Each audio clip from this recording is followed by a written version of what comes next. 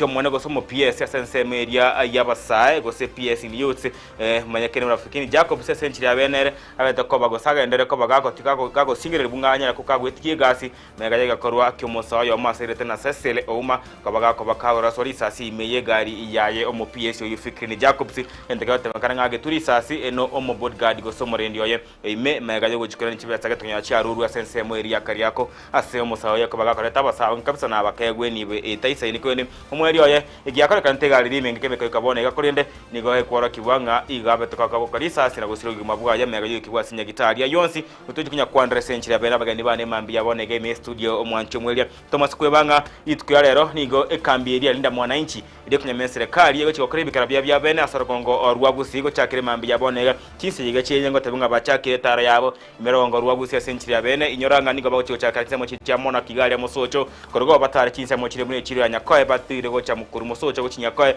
nakoroga mbakore umosangere ko munekegima ko bagatagati mu cyogusiri tukya lero linda mwananchi nakoroga bugotakira ensa isano ne ibere bakore imeye mu cyogusi koroga bukinza kiyanda magenda go ikase town ya Kiombo na chinsa ikomichama ngo bakukorere setoni ya Keroka ase bakagere go chiko kwana n'abananchi bo mu cyogusi nakobera kisera cyabo nyoranga ekenekera go se obenege siasa ubege siasa bokora una agati ya abagose gati y'abana siasa bange kigima ngo mu kwandra omosenata bwe county ya Kisi Richard Mmaima Nyonka igo mu kwandra mu bunge bw'ensemble ya Kitu cha South oyuri tukya lero ese egachi ese bunge ayego chiko kwarigania ama use kwarigania egati yechinkwane ecyongo mu kwana Anthony Kebagendi ndobwate mugabana bwe county ya Siaya James Agri Orengo ndobwate mu senata bwe county ya Nairobi Edwin Sifuna ndobwate abarayibana bange buna mu senata Usosi ndobwate habarayi ebuna babukare bwa misi naboigo nyoranga abonsi yaboni go bawo chikoikirana gali na korochi nkwana cyabwe mambi yabone ego mwancho mwerera ase bawo chikokwanda abana siasa gose abananchi gorosoro gongorori yari wagusi no singi chikunya kwanda mambi yabone igana nyanigo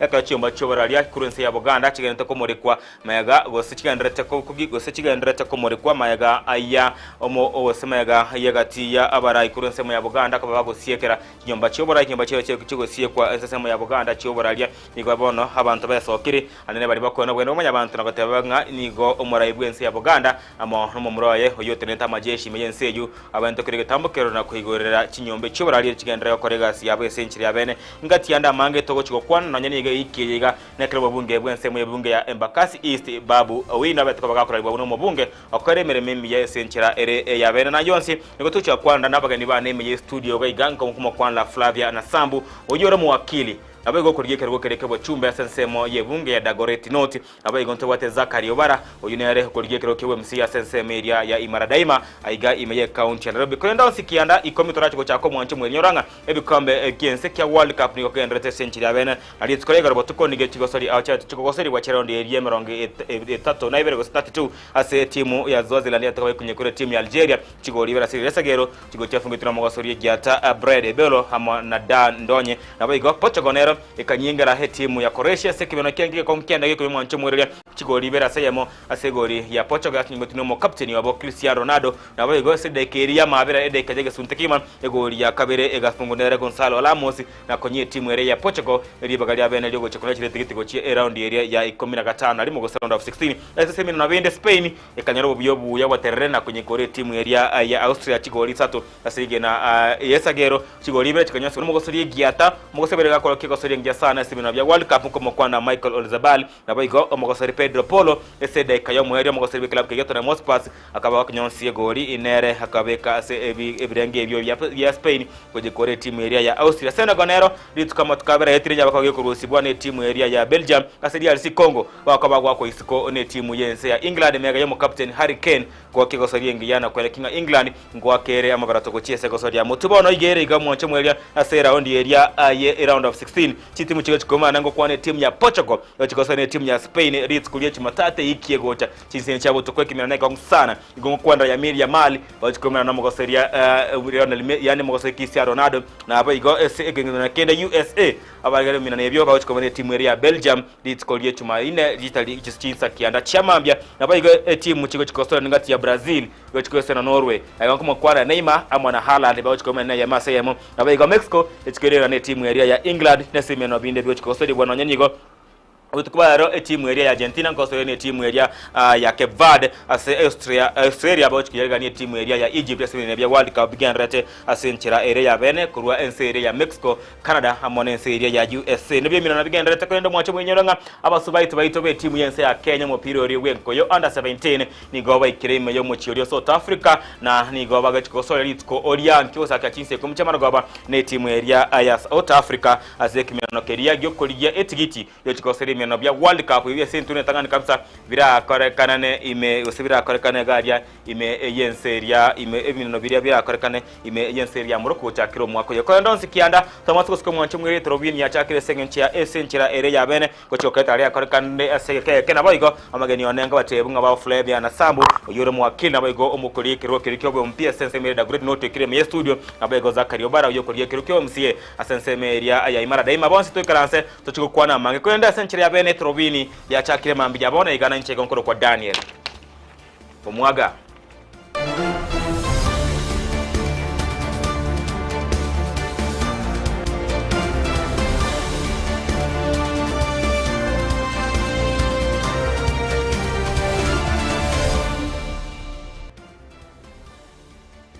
Tocha kesenchera yabene mambija bone go mwanchumu ya sebone kigambero bigo kya moire umusae ebobu njagi oyoro kurigo so kugero bwene bamanya abantu mense ya Kenya kusibure bwaye mayeko menyarata watuma mo chando sinyoranga bobu njagi nakwego kubikubyara nabana abasigari kureseka rwo kerigia DCI kurende nigo habarai au na batebi gati abo James Orengo babo wina Dan Manzo begete sigambiro kajado na kumwegerera sa tukabaka kubwata kwa esenchera yabene nigo toraro chinkwana achaye babo wino James Orengo ama Dan Manzo mega yeki na gosemega yekina kya gotuguterwale na gotigwa akare omonto bwato busibore bwaye.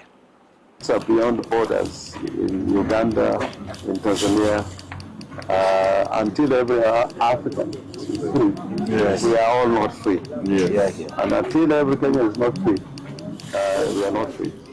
So I want to thank you. I want to thank you, and I want to thank you. I want to thank the legal team, our Marshal now in the court is Babu, you know.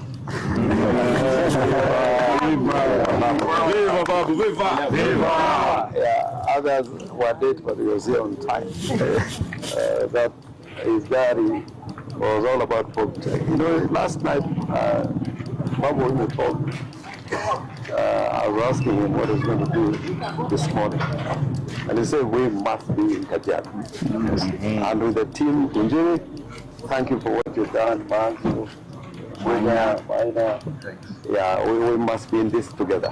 But you can see the true nature of the Kenyan state, where the police and the state can take somebody to court, arrest somebody on trumped up charges. You had the whole story. Yes. That Bob Njagi has been in custody without a charge and without any investigations which have been concluded. That is the true story of the Kenyan state. So let us continue together, work together until Kasongo goes. Yes. Go. Must go. Must go. Must go. Kasongo must go. But you can only go if you work together. Yes. I want to conclude by saying, when you're in the struggle, don't look for rewards. Yes. Those are the people who hijack the struggle of people like Bob Njagi. Yes. Because some people are looking for rewards. Yes. Let us not look for rewards. Even for those who have ambition to be in high office, let us not do it outside of the context of the struggle of the Kenyan people, what they really want. And never, a people united shall Never be defeated. a people United shall never be defeated. Over to you, Mike. I want to say that what has happened to Bob Njagi tells you how rotten the government system is. Kidnappings are still going on, killings are still going on. But we thank the court. What has happened now, they have become real custodians of justice here in Kajiado, and we hope other courts will take the same example and defend the law, defend the constitution, and defend the people. I really thank them and thank God for what has happened to Bob Njagi. He's a free man now, and I believe he's going to fight this battle and win it. I thank you. Bob has been a strong Kenyan fighting for the interest of Kenyans, and he promises that he shall proceed fighting for Kenyans. This charge that was brought against him is a charge that can only make him stronger. The purported charge that was to be brought before him, an allegation of treason, is a charge that is supposed to make him stronger. And therefore, Bob, do not cow. You've seen a lot. You've gone through a lot from Uganda, here in Kenya. But we pray that everything shall be well. Continue with the spirit. The journey is one. I want to thank the courts for delivering a wise ruling, a ruling that has set aside. The file has been closed officially, and therefore Bob is free. He will not face any other charge related to prison because of the reason why, the reason for his arrest. And I want to thank the court so much for, in their wisdom, we are here with Bob. And any other matter that's supposed to be pursued will pursue further in High Court. We have constitutional violations that have, the Constitution has been violated, and we know where to take that matter at the High Court. And we pray that as Kenyans, we continue fighting for Kenyans. Thank you. Mwacho mwega tugutigana yituske mutubono ase mukonyi bo muraibu ense ya Kenya Daktari Abraham Kithure Kindiki nigo akorire bikaro onabo waziri bonsi be wizara aime ense ya Kenya nene osogotema kugiri bitambakero ki eserikali yaire eligotema kugiri nga oburoire bwe barambiro chikunyara bo ike ense ya Kenya nigo hakwanete nabo waziri gokwane kerekyo nigo Kindiki anegatinga goikira bona yage korokwe ne gionsi igie barankero kyo kuminse ya Kenya kurende niga serikali ego chikubata ne serikali chi county edikwene kinga nkobe kabari mirubire isaine igose na kwene kinga oburoire bwe bwe barambo chikoba boika emergency ya Kenya no nigo nigakwane taya mega ayebunge ne gwetiri chiko olio kwene kinga oburoire bwe barango chibore ko boko amaigoso boko buringo rwe kabisa nabego bene kinga ense ya Kenya nabego abakenya bagima bajikwebwatanania ano oburoire bwo bwandrete gwakora gongorori ya DRC Congo terango chikwana chae Daktari Abraham Kithure Kindiki. Once more, say in the spirit of a coordinated approach, we are going to partner at this early stage with county governments as required by the new law to make sure that there is a seamless preparation phase for any eventuality between the national government and the county governments so that we get prepared. The ministry responsible for infrastructure is already working on certain interventions, especially within Nairobi, to make sure that we mitigate the excessive implications or impacts on drainage, and also certain infrastructural projects, which are some of them are complete, will help us mitigate against any eventualities. And also the traditional areas that have been affected, as I've said in the past, we are organizing to make sure that in case of anything, we are more than ready. The new law also anticipates the country to look at disaster preparedness as an important national security and national interest position, and that's what we are doing. And we are looking at this, with that level of seriousness, and we will work to ensure that, unlike in the past, we will be much more organized, because the new law gives us the framework to coordinate faster, better, and more efficiently. And because disaster management is now more comprehensively approached, we have also received a brief on our continuous preparedness against any eventuality because of the Ebola situation in Central Africa. And our country has been actively prepared for the longest time. We have also received a brief, and there is no cause of alarm. So far, no cases reported, but our preparations and simulation and contingency measures are fully in place, and any other matter that falls within the new law on disasters will always find its way into this kind of coordinated approach. Thank you. Wanchu mwe cha tujide kamera ongebere na ibere kiro chinsenye chiaba no mambie na senchira bene abuno to kero mutu mukomo tangani abaye goto jiko aligania abagende baito eye studio Flavia na Sambo yo kiro kibo wa kiro kibo chumbe asense mwe unge ya Dagoreti note na baye gore mwakili aiga ime yense ya Kenya na baye gomo cho Nairobi to chiko kwanera mange hoikire mi studio komonyoratore na baye goto chiko endra go sangane ne aliaga ndrete esebiri ngobege siasa na baye giganga yaye yo kiro kibo chumbe asense mwe ye bunge ya Dagoreti note na wanyani go to kero mutu mukomo sinili chumwe to masikoska tuende ne chinkwana senchiri ya bene ime Etorobini kagenda takumurekera mangana ya siasa.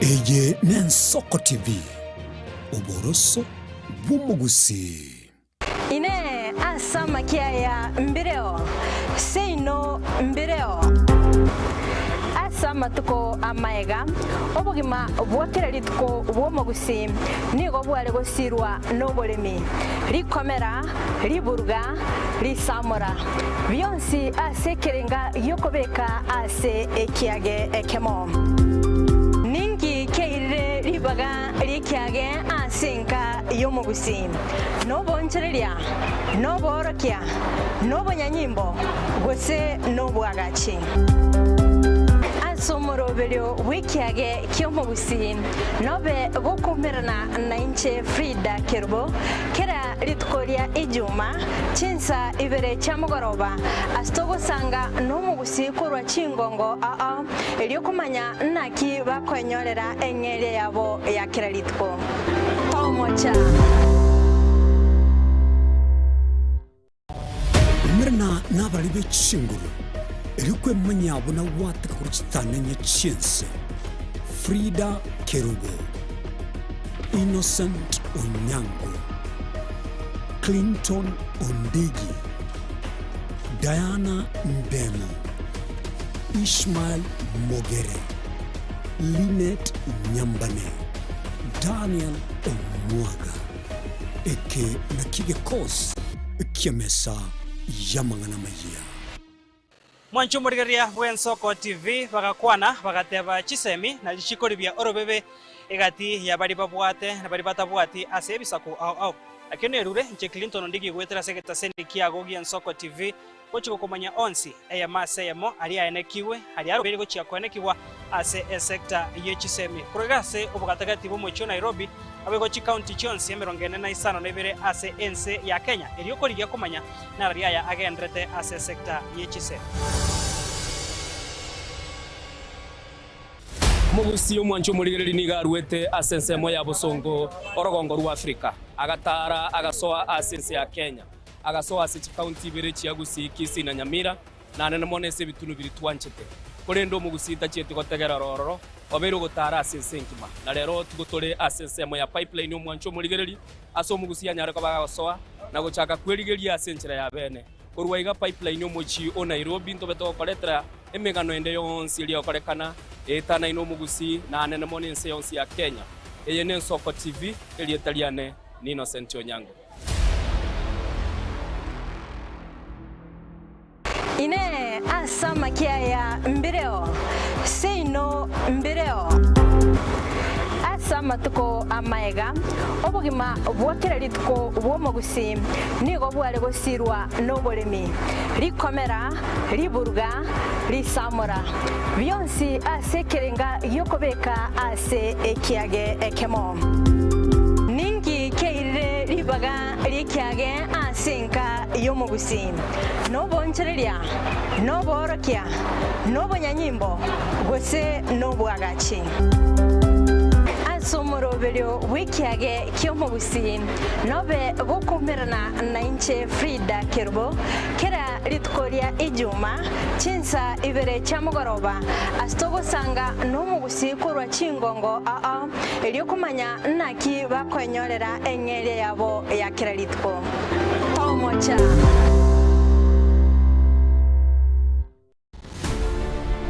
Korwa igaiga asamaga choje bunge nene amaneria Senate umwancho murgeri Ensoko TV ntabe to koletera amangana magia buna neto wateka kurwa igaiga miyoba katakati ubumuchi o Nairobi igoika igabo sore nchenkuru kwa Daniel Omwaga ne Ensoko TV oboroso womugusi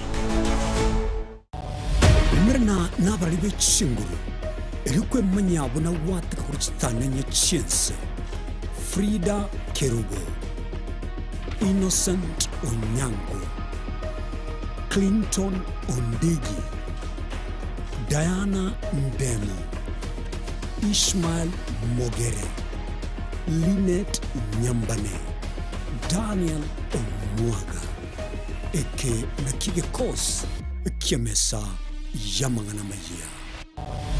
Mirna nabaribe chinguru, erikwe manyabuna Mwancho murigeria Ensoko TV bagakwana bagateba chisemi na lichikoribia orobebe egati ya bari babwate na bari batabwati ase bisaku au akene rure nche Clinton Ondigi gwetera seketa seni kiago Ensoko TV gochiko komanya onsi eya maseyemo ali aenekiwe ali arobere gochia konekiwa ase sector yechisemi kurigase obugatagati bo mocho Nairobi abegochi county chonsi emerongene na isano nebere ase ense ya Kenya eliokorigia komanya na ria ya agendrete ase sector yechisemi mugusi omwancho murigereri nigarwete asensemo ya Bosongo orogongo rwa Afrika agatara agasoa asense ya Kenya agasoa ase county bere chiagusi kisi na Nyamira na nene monese bitunu biri twanchete korendo mugusita chiete gotegera rororo obero gotara asense nkima na rero tugotore asensemo ya pipeline omwancho murigereri aso mugusi anyare ko bagasoa na gochaka kwerigeria asenchera ya bene korwa iga pipeline omochi o Nairobi ntobeto koletera emegano ende yonsi iri okorekana etana ino mugusi na nene monense yonsi ya Kenya eye Ensoko TV eri etaliane ni Innocent Onyango ine asama kia ya mbireo seino mbireo asama tuko amaega obugima bwakira litko bwomugusi nigo bwale gosirwa nobolemi likomera liburga lisamura byonsi asekerenga yokobeka ase ekiage ekemo ningi keire libaga likiage asinka yomugusi nobonchereria noborokia nobonyanyimbo gose nobwagachi somorobelio wikiage kiomugusi nobe bokumirana na inche Frida Kerbo kera ritkoria ijuma chinsa ibere chamugoroba astogo sanga nomugusi kurwa chingongo eliokumanya naki bakwenyorera engere yabo ya kera ritko tomocha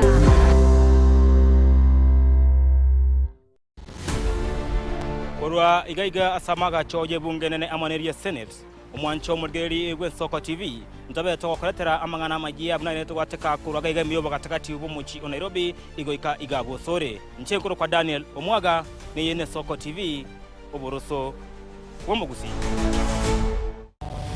mirna nabaribe chinguru erikwe manyabo na wateka kurchitana nya chinse Frida Kerubo Innocent Onyango Clinton Ondegi, Diana Ndemo, Ishmael Mogere, Linet Nyambane, Daniel Omwaga, eke nakige kos kiamesa yamangana maya.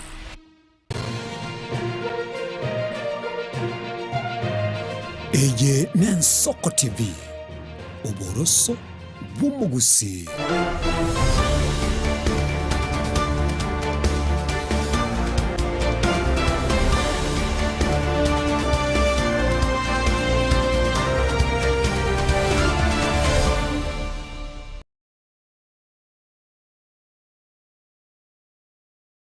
Ribu nendo mwacho mwili mambia bonega chideka chapto kile mirongo 3 na ibere igiro chinsenya chabana mambia entunda ya kabere kigima yoga soso mu Etorobini stoko chinyora bagende baito kwana barwe senchi abena senchi abene mugeni no mutangani kireme studio nkomo kwana ile Flavia na Sambo yoro mu wakili mensi ya Kenya na bayigo okurye kero kyo bobo chumbe asensemo yebunge ya Dagoret noto chiko kwanira mange asenchi abene senchi chinga ke ya masa mu mwancho mwani nko mareta amegega to chikunyora kwa bato kwana na yigo to chikuya chinga kichiabene tinyara go chinchimo nukurubuke gusina chiko kwana no munu rionde ubege songo gosege swali inde tujye kabato kwana nere hasenchira ere yabena. Welcome.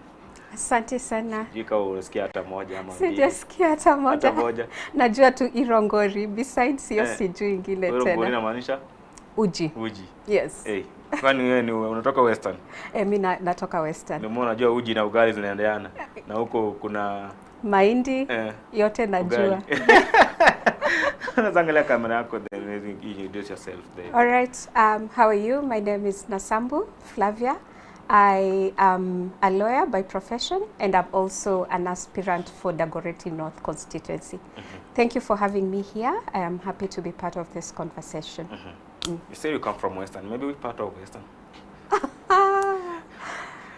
Tunatoka kote. My mom is a Maragoli and my father is a Bukusu, so kote. Yes. You practice your law in Nairobi? I practice my law in Nairobi, but I am also admitted in the US recently, last month. So that has opened a new market for me. I have also practiced a bit in Japan. Pia nime practice kidogo projects za Australia. So hapa pale kutafuta tu. Mahali ambapo tutapata ndo tunaenda. I've seen some aspects of experience from you. So maybe I should consider taking you as my lawyer. Mimi nafanyanga wale watu wanajenga projects, barabara, energy projects, environmental issues. Sasa kama umefika hiyo ligi, nitafute. Oh, barabara. Nikipata tender maybe kwa county.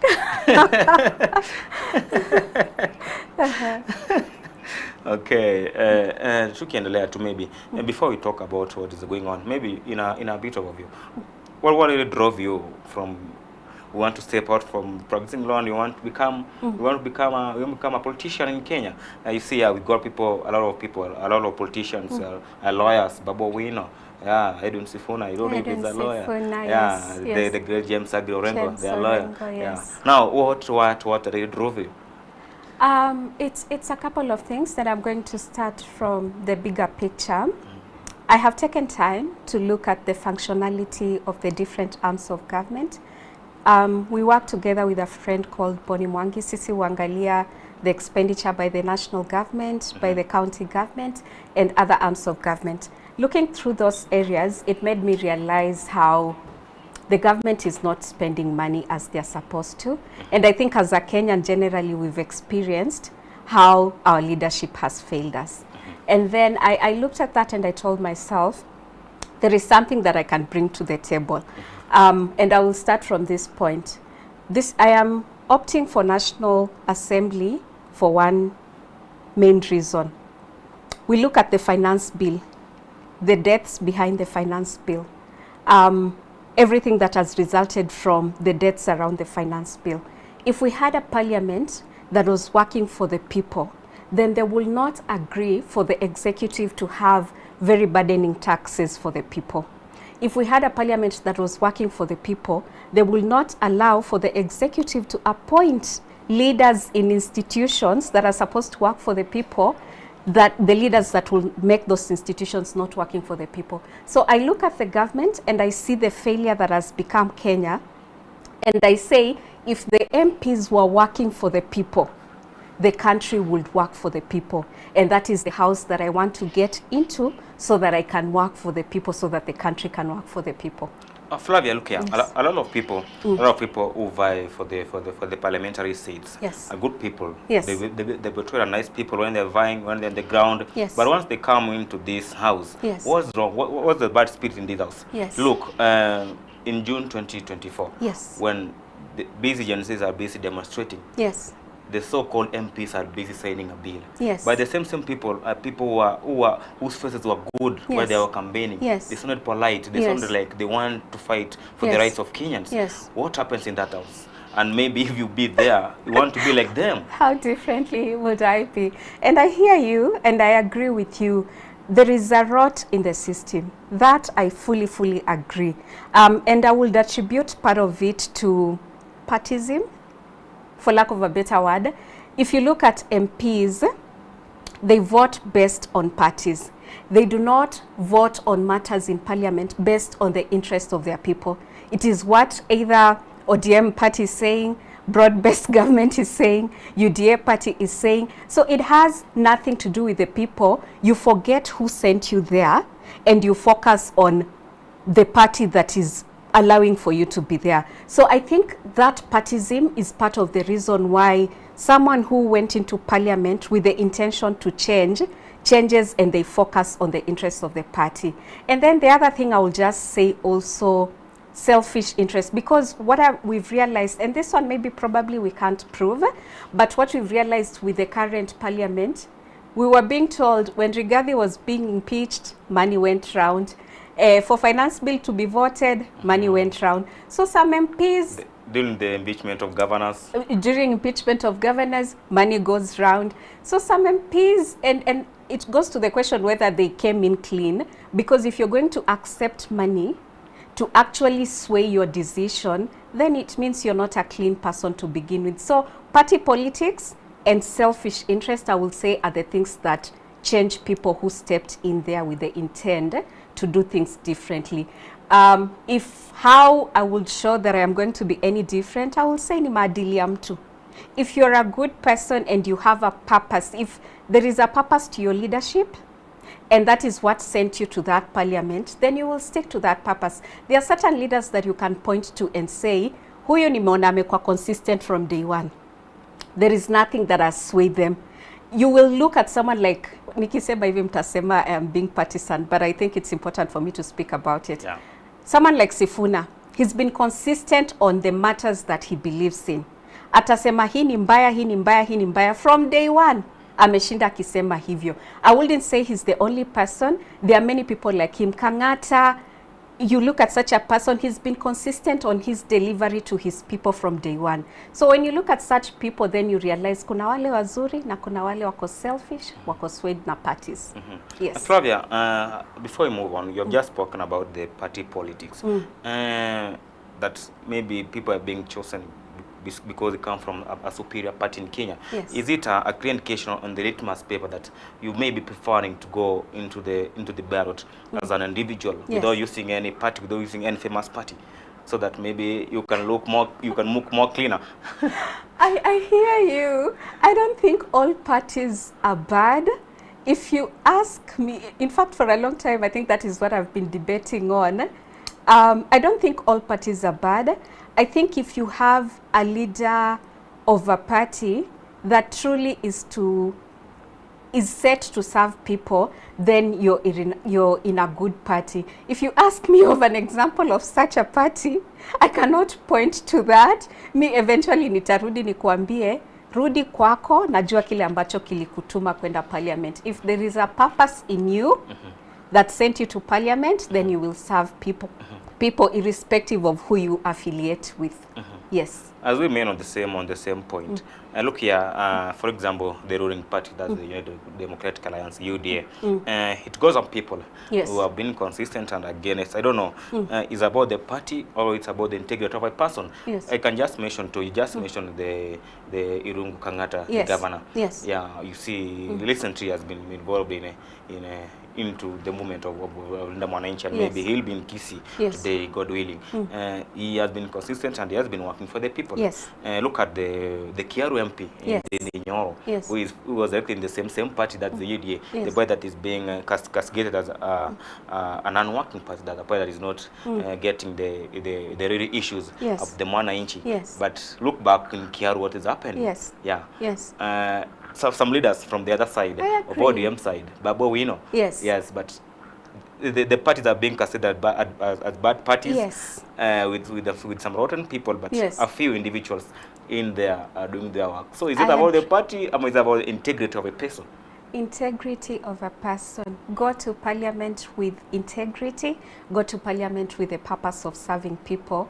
It wouldn't matter who you affiliate with. It wouldn't matter who is trying to sway you. But if you go there because unataka kuitwa mheshimiwa, if you go there because you're focusing on the money, then wewe ndo utakuwa kulipwa hizo 5 million for every vote. Because unataka tender tu. Nakwambia. Maybe as we move on, there is a point that is going on in Kenya since yesterday. You saw yesterday Bob Njagi being released by the court as a free person.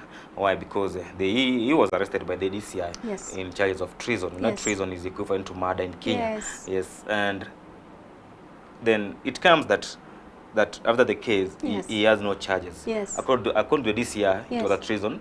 It had treason. He had treason issues. But after he was being presented by Babu Owino, Dan Manzo, and James Orengo, he was freed. What can you talk about this? What can you talk about people who fight for the rights of human beings in Kenya? Bobby Njagi is among them. You have seen they are being arrested. They are being others are even disappearing. What can you talk about the process and the law in Kenya?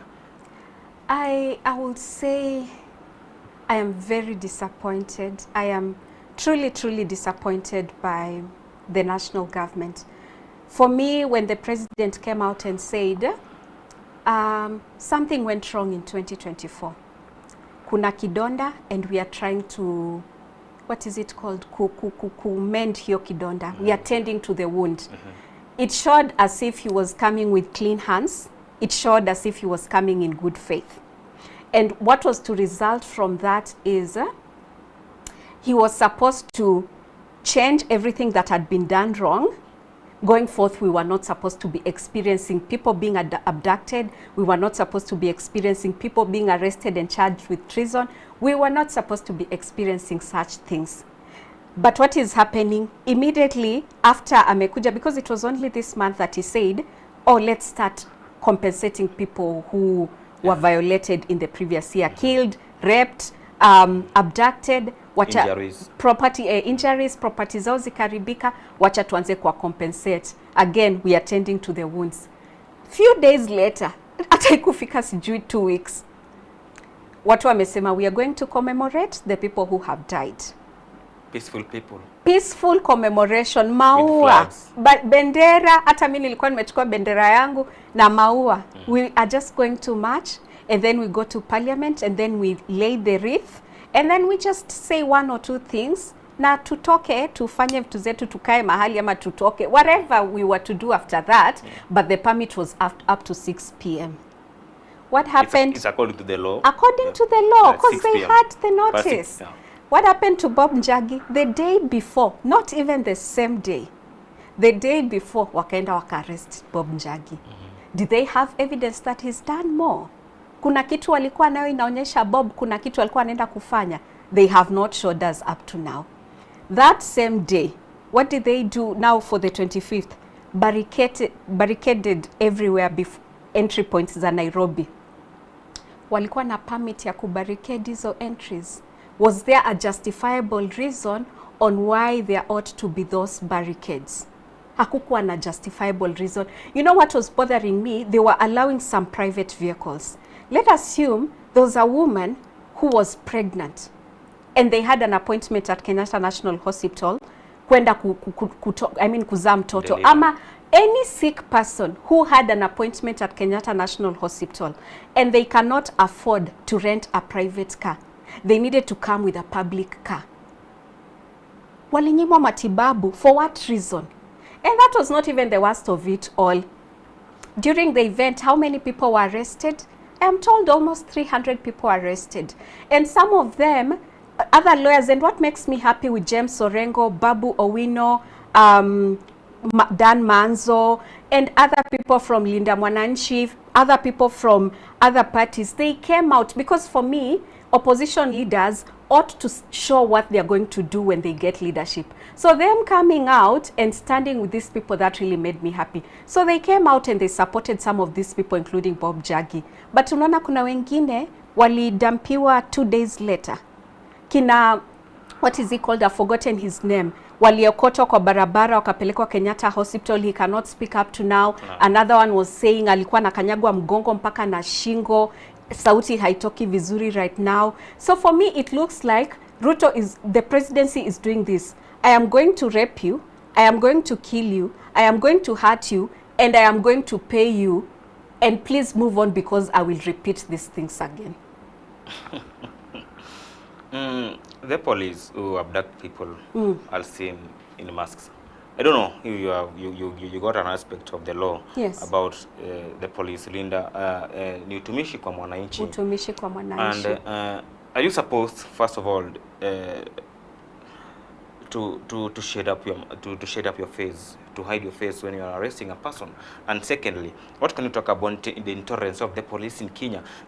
Like you see in Nakuru, they were just taking away a disabled person, taking away his crutches and what. How can you pick about the intolerance of the police? And is there a law that allows the police to abduct people while they are masked?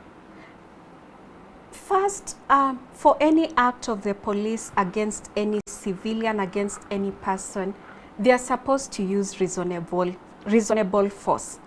So if I am coming to you and I have a flag only, I have a flag maybe na maji ama na maua, we kuja pia basi na maua yako uni arrest na reasonable force if I'm doing anything wrong. Like, that is a bit dramatic, but the kind of force they're supposed to exert against me, a demonstrator, is supposed to be equivalent to the force that I am showing against them. So if I have nothing that is attacking them, if I am not doing anything that is showing any form of danger, they do not have a right kukuja, mtu ni kiwete anatembea na nini yake, unakuja unamnyang'anya, unamrusha chini. I don't know to prove kama ni me, by the way, I saw that, my heart broke, and I asked myself, which kind of human being do you have to be that you do not care that much, that you would hurt someone that much? Hata tuseme angekuwa na pretend, utamwangusha hivyo sana. Alafu after they realized he was pretending, did they do anything? No, they did not. And I know there are 5 stages of armory that they can use progressively before they get to the bullet. So I think they start by just coming to you, and then they try to arrest you if there is need for arrest. And if now it progresses maybe to tear gas, and then now it will progress now rubber bullet, and then it will progress now to the live bullet. Tumeona nani ameshutiwa na rubber bullet anywhere there are protests. See, they go directly to nini? To live bullets after wameona watu ni wengi. Alafu, in addition to that, the thing you've been pointing to, why do they need to cover their faces? I think, one, we will start with protection. They are protecting themselves against the public in anticipation of violence. But watu wako na maua na bendera, which kind of violence are you anticipating? Did you see anyone throwing a stone? Uliona mtu amebeba weapon yote ya kukuattack ndo umeanza kujifunika. How would we know? Because Rex Masai's issue, they're trying to say they could not match the bullet. On another instance, they do not know who exactly shot. So you can imagine if someone is covering their face, alafu they've shot someone, and IPOA is supposed to investigate and tell us, this is the police that shot that person. Tutajua ni aje? And the court say, they must be identifiable. So unless there is a reasonable reason yenye people are attacking them, that they need to cover their faces, they should not cover their faces. They should not. And on just brutality, meaning that day I was going also for an interview. And when I was going for an interview, I noticed, of course, the barricades. And I saw police officers in uniforms. I also saw police officers not in uniforms. And I asked myself, did we just not have a court order that said they are supposed to be in uniform? How are they deciding that they are not going to be in uniform and that is okay? So it's not even just about violence against the people. It is not even about disobedience of the law, but also just contempt of the court orders. And of course that is part of the law, but just contempt of the court orders. I feel like the police officers are failing us, and it's because they are being backed by the executive. They know they can get away with it. We were talking about being backed. Before I ask a question about that, you spoke about IPOA. Is IPOA working in Kenya? Is IPOA function? Is IPOA then Kenya? Jokes and more jokes. Jokes and more jokes. From 2020, in fact, pre-2024, I was looking at some of the cases that IPOA has managed to prosecute in regards to their police officers who've done wrongdoing. Do you know the accountable cases? And the only reason I got them is because there is an NGO, something CJ, something justice. They decided to step in to assist people because of what IPOA was doing to block the of their officers. And they will say the best they have done, I think it's 14 or 19 cases prosecution up to now. Up to now, from the time they started, and they started years back, very many years back, let's even say 10 years back. And how many people have police killed 10 years back, let's say? Very many people. 2024 only, it was about 60 something people. 2025, again, we had about 60 something people plus enforced disappearances that we've not found those people up to now. So IPOA is not really doing much. The cases which went to court in 2024, 3 cases up to now: Albert Ojwang, Rex Masai, and the mask vendor. The mask vendor. Nini mefanyika mpaka sai? Walikuwa wanatuambia nini juu ya Rex Masai? Ati they can't match the bullet that shot Rex Masai with the gun that that police officer had. And then we have evidence that there was tampering of the register of the guns that were issued to the police officers. So if there's tampering of register, how do you come to tell us again there is no matching of the bullet and the gun that that police officer had? And we have videos everywhere that showed that person shooting aimlessly, and it was a live gun. It was not even a fake gun with bullet, with rubber bullet. So if the chances are that bullet landed on someone, how do you say that you do not know who actually shot that person? So IPOA is, unless, in fact, me have gotten to the point and say this, instead of just wasting money on organizations, unless IPOA has independent people who can actually check the police, it is a waste of public resources. It is not serving any public. In fact, if anything, it is stepping on the way of justice. Yeah. You just talked about, as we finish on that matter, yes, you just talked about the people in the system, the people in the government. Yes. They feel more protected, so they can do anything. Yes. Another police are in the government because they are paid by the government itself. Yes. So they are being sent by the government to protect it from people are trying to put across their rights. What happened just 2 days ago about the PS of the PS of Youth Affairs, Fikrini Jacobs? Do you think that they did it because they feel they're protected? Yes. There is a smart guy, there's a guy who they used, it's the guy who they used to mobilize people in Kariako. Yes. Then right around, they gave out something small, which was not enough for the people mobilized. You cannot mobilize 10,000 people, then give them like 5 bob shillings each. Then now you went inside. He was shot in the vehicle of the PS. Of the PS. In the presence of the PS. Yes. I don't know what you can say about it. I don't want to limit you to any point, but what can you talk about it? I am going to go wide with that issue. First, I would like to say rest in peace, Cecil Ouma. I think not the right thing. It is quite unfortunate that the people you trusted and the people that you chose to protect you are the ones who have finished your life. And that is not, he's not an exception. It's been replicated in many people. And as a country, for me, for lack of any other reason, that is the reason I cannot vote this government back. Wacha sasa niseme tu kweli political stand yangu. That is the reason I cannot vote this government back. But going to the next point, I am going to go to this next point and say, it is a Tuesday, a working day. How is it possible that we are going to get 100 youth? Are we not supposed to feel bad as a country that on a Tuesday, badala watu wakwe kazini wanafanya kazi, it is possible to gather 100 youth from somewhere na waende wa attend to event yenye wako wamepangia? Is that not a symbol of the failure of the government? And this is not an isolated Tuesday. You will see them ferrying people in buses, from whichever part of the country to go where on a working day to attend political events. That shows failure by the government because it means people are not employed. 67% of the youth are not employed. That is a failure by the government. And that is why mtu atataka awape 10,000 watu 100. Watu 100 10,000, meaning 100 bob. Siku mzima mulitoka tu kwa nyumba asubuhi. Ukaacha bibi. Labda uko na watoto wawili. ukaenda ati niko naenda political rally, urudi jioni na 100. Na maybe transport yenye ulitumia is even more than that 100. And that is why those people were following that car, because they are like, mimi nililipa so, ama nililipa 200 gari, alafu unanipea so.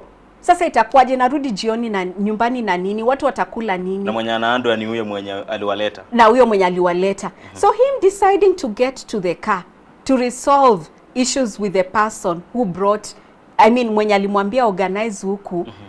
How do you even shoot up? Yani ni nini mmekosania yenye hamwezi ongea hapo ndani, yenye unamua tu ni bunduki unashoot mtu? Alafu ni courage gani itakupea? You know, even you, if you're annoyed with me right now, you cannot hit me. You know, you can choose to hit me. But because of the fear of these cameras, because of the fear of possible repercussions, utasema we, sitaki kujaribia kazi, sitaki kuharibia station. The people sent you to return the money and they are watching, waiting for you. Exactly. Sitaki kuharibu hiso, sitakupiga hata kama nimekasirika na wewe. Ni gut gani mtu akonayo, hata si PS mwenyewe, bodyguard anachukua bunduki anashuti? Itakuwa mara yake ya kwanza kweli?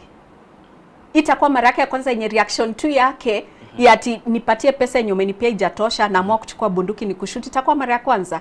Haitakuwa mara ya kwanza. And why is he doing that? Because he knows he can get away with it. That is a bodyguard. Maybe did he get orders, or it was just from his mind? With orders or without orders, the fact that he would go ahead to do such a thing, it appears it is not the first time. Over money. And it's not money of millions, it's little money. It means it's not the first time he has done that.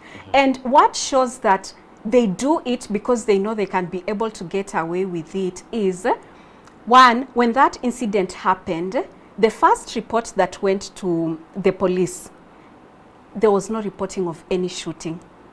Haikukua. Wakati Cecil died, ikasemekana amekufa, sasa ndo report ya pili ikaandikwa wakasema in the scene someone was shot.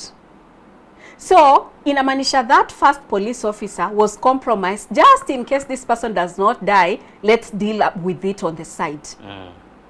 But sasa wakati wali realize huyu amekufa and people had seen the body being dropped nini, that is when now it became public. And it's to show you that this is not they are getting such wanapata hii confidence, they know that they can get away with it. You can look at issues like contempt of court orders. Wakati watu walisema Ebola facility isijengwe, the government just proceeded to do it. I think the only reason why they stopped is because the US government was involved and the US government did not want to appear as if they are disobeying Kenyan court orders. Because the waziri said that not going mbuzi ambayo kelele za azitazuia nini. Si alikuja kwa court juzi akasema he's sorry, alafu akamsamehea. Mimi hata pia mimi nangoja day yangu ya court niwaambie I'm sorry wanisamehe. See, he went to the court and he said he's sorry, he disobeyed the court order and they forgave him. So, like, if you look at the government action, every time they're told by the court, stop doing something, they continue to do it. Every time you see the police coming to shoot people without caring, every time you see the police commander speaking on media as if he does not care about human rights, it is because they know they are protected. So you say that it gives the confidence for the people in the government to do what they want. Yes. Oh, so unfortunate. Yes. I think we'll take a break and then we come back now. We'll dive into politics. Maybe we'll talk about Linda Mwananchi. I don't know, but I feel that you are in Linda Mwananchi because you are speaking about it for several times since you came here. Mwanjamuri toka mu tumukomo sini tokana tuchi kwa na yande za karibaro ikirimi studio na bekoto ndo kwa na Flavia na Sambo yero mwakili wekuriye kirokirie kibochumbe asanse mu ngenda great note tuchikwenda na mangane siasa anane hese etaro ya Linda Mwananchi yogerete sorobongo orwabusi imambi yaboneka.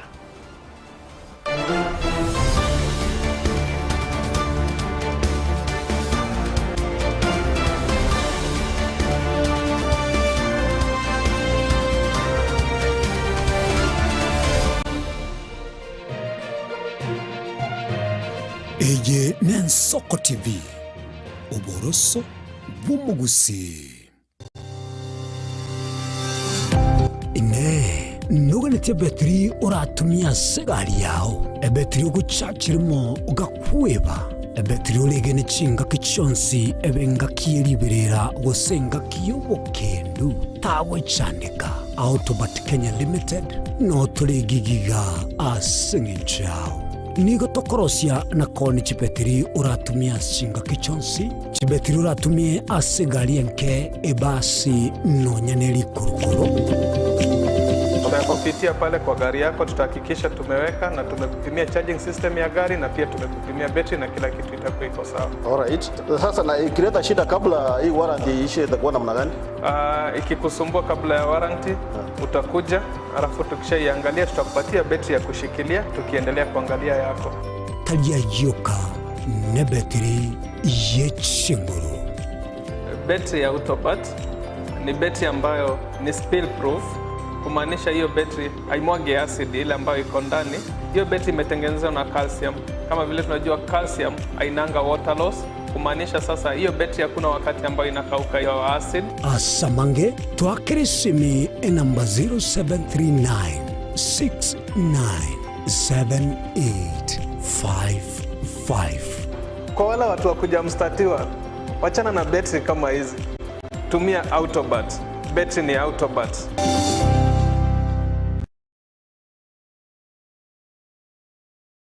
Chuo Kikuu cha Tangaza tumebobea katika kozi zifuatazo: PhD in Education, Masters in Theology, Bachelors of Arts and Communication, Diploma in Law, Certificate in Counseling Psychology. Tunafundisha TVET courses kama vile ICT, Diploma in Teacher Education. Tunafundisha lugha ya Kifaransa na Kijerumani. Kwa maelezo zaidi, wasiliana nasi katika anwani inquiries@tangaza.ac.ke au tupige simu kwa nambari 0722204724 au 0711713910. Unaweza kututembelea katika chuo chetu mji wa Karen, jiji kuu la Nairobi, Lang'ata Road. Tangaza University, kuelimisha akili, kugeuza mioyo na kubadili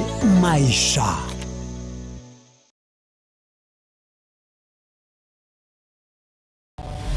Mrna nabalibe chinguru ilikwe manyabo na wataka kuchitana nyechense. Frida Kerubo, Innocent Onyango, Clinton Ondigi, Diana Ndemo, Ishmael Mogere, Linet Nyambane, Daniel Omwaga, eke na kigekos kiamesa yamangana majia. Mwanchu murigeria Ensoko TV bagakwana bagateba chisemi na lichikori bya orobebe egati ya bari babwate na bari batabwati asebisaku au akene rure nche Clinton Ondigi gwetera seketa seni kiago gi Ensoko TV kochiko komanya onsi eya maseyemo ali aenekiwe ali arobere gochia konekiwa ase sector yechisemi kurigase obugatagati bo mocho Nairobi abegochi county chonsi emerongene na isano nebere ase ense ya Kenya erioko ligia komanya na ria ya agendrete ase sector yechisemi. Mugusi omwancho murigereri nigarwete asensemo ya Bosongo orogongo rwa Afrika agatara agasoa asense ya Kenya agasoa ase county bere chiagusi kisi na Nyamira na nene monese bitunu biri twanchete kurendo mugusita chiete gotegera rororo obero gotara asense nkima na rero tugotore asensemo ya pipeline omwancho murigereri aso mugusi anyare ko bagasoa na gochaka kwerigeria asenchera ya bene kurwa iga pipeline omochi o Nairobi ntobeto koletera emegano ende yonsi iri okorekana etana ino mugusi na nene monense yonsi ya Kenya eye ne Ensoko TV eri etaliane ni Innocent Onyango. Ine asama kiaya mbireo seino mbireo asama tuko amae kima bwatiko bwomogusi nigo bwale gosirwa nobolemi likomera liburga lisamora byonsi asekerega yokobeka ase ekiakemo ningi keire libaga likiage ase sinka yomugusi nobo nchereria nobo orokia nobo nyanyimbo gose nobo agachi somoroberio wikiage kyomugusi nobe gokumerana na inche Frida Kerbo kera litkoria ijuma chinsa ibere chamugoroba astogo sanga nomugusi kurwa chingongo eliokumanya naki bakonyorera enyere yabo ya kera litko tomocha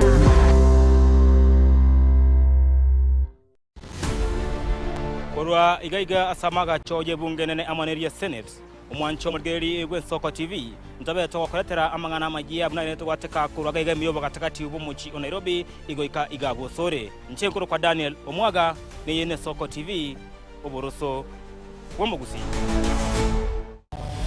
Mrna nabaribe chinguru erikwe manyabo na wateka kuchitanya chense Frida Kerubo Innocent Onyango Clinton Ondigi, Diana Ndemo, Ishmael Mogere, Linet Nyambane, Daniel Omwaga, eke nakige kos kiamesa yamangana maya.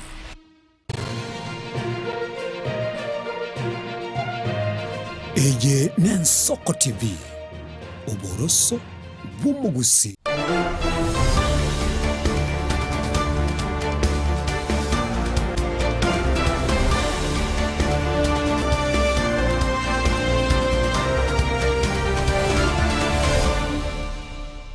Karibu nendo mwancho mwerelia sentunda ya gatone ya mwere kegima murobini Etorobini getesini Ensoko TV mambe ya bona iga nando tugwatie senchi matanda ya etwana mutano YouTube live na netunya to kwana mangena bokoli ukali uko weterese nambe seskini ogabu na watote biri boli ondre ligo cha sabana lete mambe ya bona iga ime ye studio anake to kwana chikambi au chege siasa bosobo cherobe na mwako 2027 niga ya masa ya moto na Flavia na Sambu mwakili na bego yo kolie kirikibwe chumbe asensemo ye bunge ya Dagoret Note twarengenera korukare nende bone yentu ya kabira boygo Zakaria Hobara uyo kolikiro kiwe msie asensemo ye ward ye maradaima nende bone ikiri megega na nigo togochiko kwana esenchera area bene tolingo lina kumanya mange ye siasa togochaka kurusi Zakaria Hobara karibu sana mbiamono murari nagerenga mbiamono na ole na nyori rende ngabere because ona rende nare nge supposed to mapema but na nyori ngabere ajua bei ya mafuta iko juu maybe kwa niaba ya Flavia and Skate ninachokisema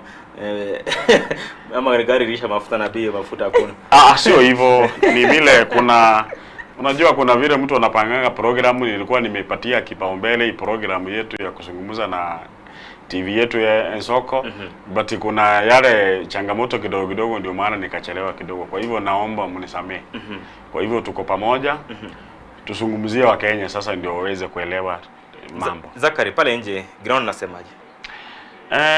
Sana mimi unajua ni mkaaji wa Nairobi na kura yangu mimi napiganga hapa Nairobi. Wananchi wengi wanasema ni one time because life is very difficult. Life imekuwa ngumu. Kila ukipata mtoto anasema baba yangu ile chai tulikuwa tunakunywa siku hizi hatukunywi. Ukipata mzee anasema maisha imekuwa ngumu. Ukipata mama ndio yeye analia, ukipata vijana wanalia. So kwa hivyo wananchi kule nje wanasema ni one time. Yes. Personally to you, life ni ngumu kwako. Unajua sasa mimi kama mimi kijana ubara kwa sababu sisi ni wana biashara kuna vile tumeathirika kidogo na maneno ya hii serikali kwa sababu unajua boma ni vile wewe utaishaipanga. Usipopanga boma yako vizuri pia hata zile vitu zingine hata kuku wataathirika kwa sababu wewe uchapanga mambo yako kulingana na vile mipango inastahili kukua.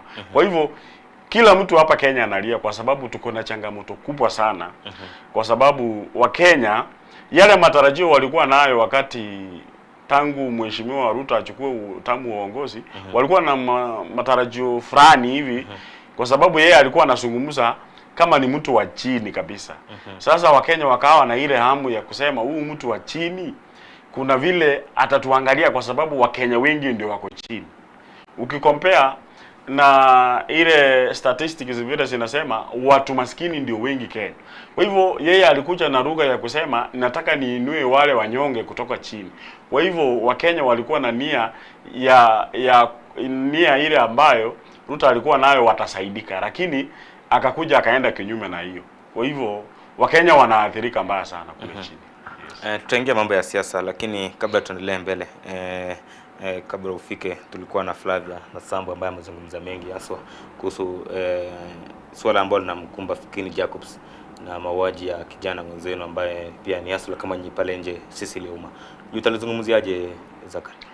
So unajua ndugu yangu mtangazaji, unajua kuna shida ile ambayo sisi wa Kenya tunajipatia. Nayo ile shida imetukumba sana ni umaskini, kwa sababu ule kijana amekufa kwa sababu alikuwa anaenda kule akiwa na matarajio ya kwamba atapata at least kitu kidogo aenda akakule, lakini pati mbaya yalitokea. Lakini mimi nasema poleni kwa familia, kwa sababu yule ni kijana mdogo na ni Mkenya kupoteza maisha. Na mimi nisungumzie kwa hawa viongozi wetu ambao maybe wanaweka mikakati 1, 2, 3 ndio waweze kusaidia watu, ndio wafuata ile utaratibu ya kusaidia watu, kwa sababu wewe hakuna haja tuseme wewe ni kiongozi unataka usaidie watu ndio unawapatia hongo at least ndio uonekane uko sawa, hiyo iweze saidia.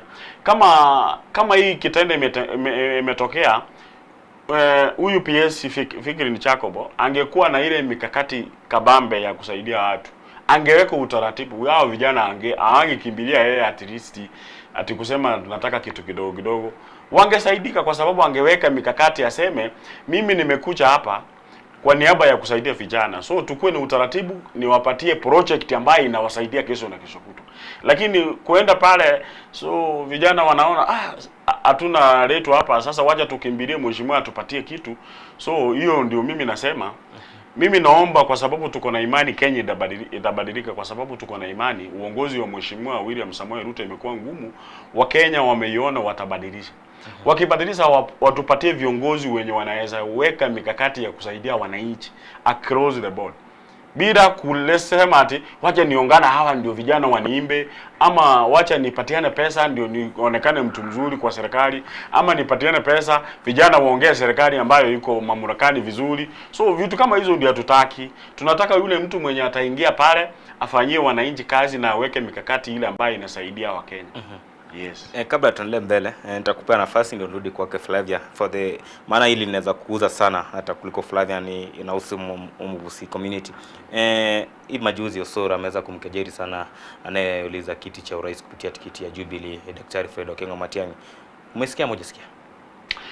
Mimi nimesikia, na kuna vile nimeongelelea hiyo kitu, kwa sababu unajua kiongozi akitoka mahali fulani na sisi tuseme ambayo tuko na hiyo hamu ya kuwa viongozi wa kesho, lazima tusungumzie yale maneno ambayo sana kejeli. Mtu anakejeli, yeye ni kiongozi anakejeli ndugu yake kwa sababu yeye ako na nia, kwa sababu yeye ako mahali anakura, anaona huyu sasa atamwekea roadblock ndio asiweze kukura. Mimi nilisema hivi, mheshimiwa Osoro yeye kitu ya kwanza, yeye ni kiongozi, amechaguliwa na wananchi, na vile amechaguliwa na wananchi afanyie wananchi kazi, aachane na viongozi wengine wako na nia ya kusaidia Kenya.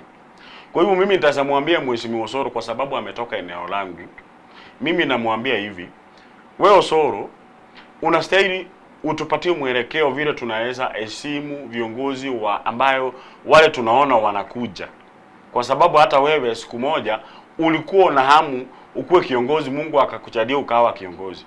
Kwa hivyo yale mambo ulikuwa unatuambia sisi kama jamii ya kusema ati ya kwamba sisi hatutoshi kuingia katika national, hiyo maneno hiyo ni kecheli kubwa sana, kwa sababu kitu ya kwanza mimi nimetoka jamii, lazima nijipende kama jamii. Ndio at least nikitoka kule nje, hata watu huko nje waongee waseme wewe kweli umetoka jamii fulani na nimeona nyinyi mko na heshima zenu.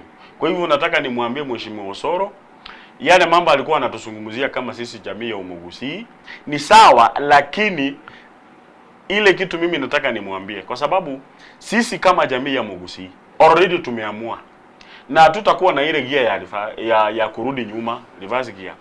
Sisi tunaangalia mbele. na Mwenyezi Mungu akitujalia na sisi tutaweza tuchikuta mahali yako sahihi. Kwa hivyo tukifika kule hatuna budi ya kuanza kumkecheli yeye, ati yeye kwa sababu amekuwa serikali ya William Samoei Ruto amekura. Ile kitu tunataka waheshimiwa wenye umechaguliwa kutoka Kisii waheshimiane.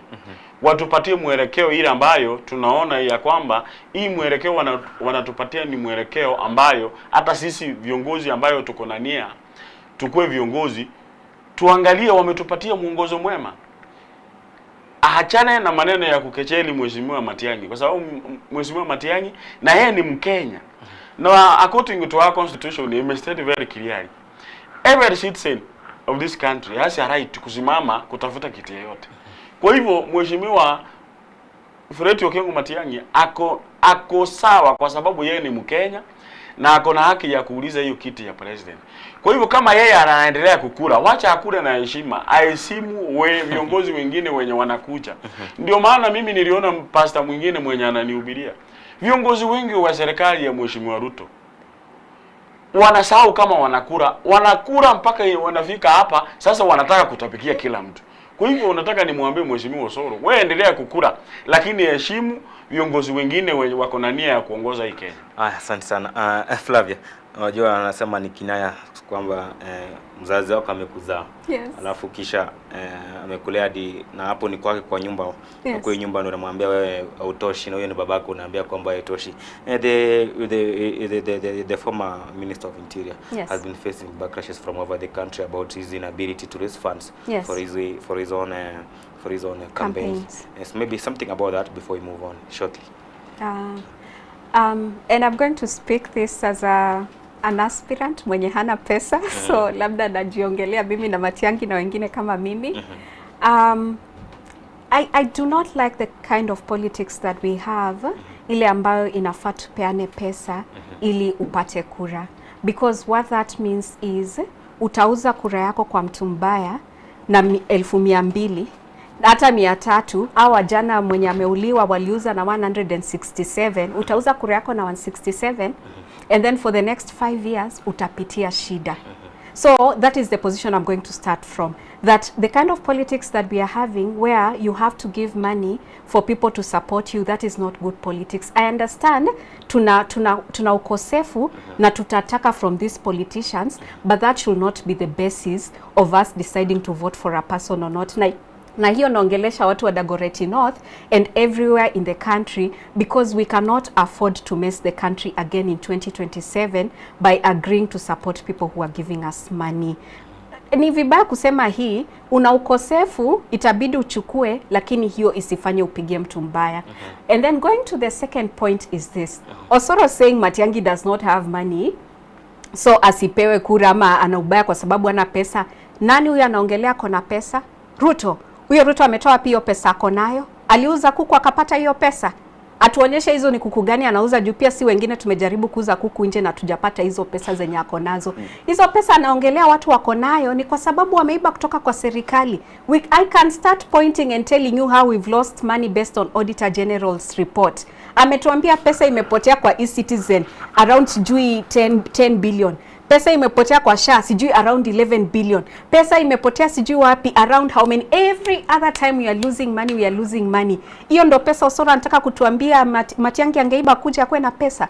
It is the same thing Lusaka and Wetangula were saying in Western about Sifuna. At Sifuna is going to ask for votes na yeye hana pesa. Hana pesa, nyinyi mko na pesa, mmetoa wapi? You've seen the newspaper today. Nakumicha Wetangula's sijui relative has died.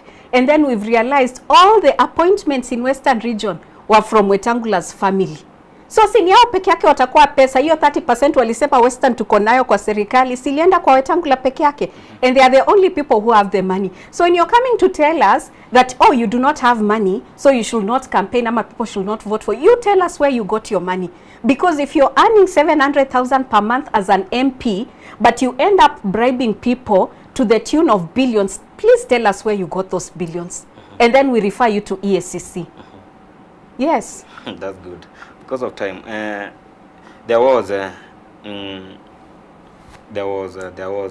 there was a united opposition. Yes. Then all of a sudden, yes, we saw the breakup of ODM. Then we saw the formation of Linda Mwananchi. We have a big force, a big force coming on. As we are speaking, they are in Kisii, starting from Osocho to all the way to Kisii town. Then we go to Kemba and the rest of the days. I don't know what you can speak about this formation, and yet are they going alone? And how is the connection between united opposition and Linda Mwananchi? I don't know if you are part of the Linda Mwananchi, but look at of some people. Yes. The Senate of Kisii County, Yes. Richard Onyonka, Yes. is every campaign of Linda Mwananchi. Yes. But look at the other side. Yes. Is in the back of Fred Okengo Matiang'i, Yes. who is from the united opposition. Yes. Look at the other people like Obadia Baronga and Kibagendi. Yes. They're always with the Matiang'i, who is in united opposition. Yes. But they are in the campaigns of Linda Mwananchi, Yes. the likes of Clive Gisairo. What can you speak about this? First, I am happy hata nimekuja hii station na niko na nyinyi. So mimi ni Linda Mwananchi na nyinyi ni Matiang'i. I don't think it is a politics of you're either for Linda Mwananchi or you're for Matiang'i ama you're for united opposition and you're not for Linda Mwananchi. I think it's a politics of tuna support wananchi. If Matiang'i is for the people, it is okay for Gisairo to sit with Matiang'i. It is okay for Gisairo to sit with Sifuna as well. If Matiang'i or Gachagua is for the people, so long as wanapigania haki ya watu, ultimately for me, I look at a government where the interests of the people are going to be protected. So, and yes, I'm in Linda Mwananchi. I joined Linda, it started I think later than February. Yeah. Initially I was in ODM and then I left ODM. So I am with Linda Mwananchi right now. I was the diaspora rep. Right now I am the legal affairs and diaspora for the Women League. And what I like about Linda Mwananchi, it's some of the initiatives that they are doing towards the people. For example, in regards to diaspora, what we were doing as a people is we will pick on some of the bills, including the budget that was done the other day, the finance bill and such other measures, and try to comment on them and speak to the people about it. We hold spaces so that we can speak to the people. So I think any initiative, for me, whether it's united opposition, whether it's Matiang'i or any other person that speaks to the interests of the people and is fighting for the people, utaniona hata nimekaa naye na utanipata mimi kama Linda Mwananchi, but tutakaa pamoja so long as tunapigania watu. Kabla niende kwa Kiubara kidogo tu Flavia. Yes. Onyonka, Gisairo and Obadia, they are supporting okay, specifically Onyonka is Kirabo supporting Matiang'i for the presidential seat. Yes. But some people from the Linda Mwananchi are saying that they must bring out Sifuna as the president of Obadia. So what's going to be chaos again? Are they going to split out? Are they going to work together at the end of the day? For me, I think and when we speak like that, I don't want it to sound like kama hiyo yenye wanasema Western Wetangula Mdavadi mko na 30%, sijui wapi mko na ngapi. I think eventually, and I agree with something that Sifuna said recently, we cannot allow for Kenya to have a 1992 moment again, where because of individual interests lazima mtu wangu akue president, lazima mtu wangu akue president, lazima mtu wangu akue president, kura zitawanyike na tunge combine sote pamoja, tunge make sure Kenya inakombolewa towards the right direction. So I'm starting from that point. But going to the second point is this. I understand there might be individual interest, and I understand each person might have their own strength in terms of numbers. We can say Matiang'i has this population of support, Sifuna has the population of the youth, starting from millennial and the Gen Z, and his support is cutting across many tribes. We can say Gachagua has this 6 million, 6 or 8? For central Kenya. We can have those numbers, but I will say what is most important, even as they are sitting down and deciding, it has to be what is good for the people. It cannot be about them distributing position amongst themselves. In short, we have made together they're going to sit down. The two sides, that's united opposition and... But waangalie wananchi. It has to be about the people. I doubt. Okay. We had a presidential candidate, two of them from Kusila and Zakaria. We had the the Chief Justice, the former Chief Justice Maraga, and we tulikuwa pia na tuko naye pia Matiang'i. But of late hata leo asubuhi Maraga ameonekana akiwa na kina Godfrey Ososi. Wiki iliyopita na Maraga alikuwa na Matiang'i. Inaonyesha nini? Na ni kama Maraga anakuja linda mwananchi, na je, ni kama ile hazima yake ya kuania urais ambaye alikuwa anasema mimi lazima niende atakani peke yangu anaiacha? And what's indication in Gusiland? Okay, thank you so much. For me, I want to agree with my colleague here. Kitu ya kwanza, you know, sometimes we need to understand what is politics. Politics is a game. Once you ambition umeona iko inaenda kuingia mahali fulani, lazima ujiaraini nayo. So mimi nimeagree na Madam Vira ameongea. Mimi kulingana vile nimeona, kwa sababu nasikia hawa wanachiita principles vile wanaongea. Nianzie huyu ambayo kwa sababu of late tunamuita principal, anaitwa Edwin Sivuna.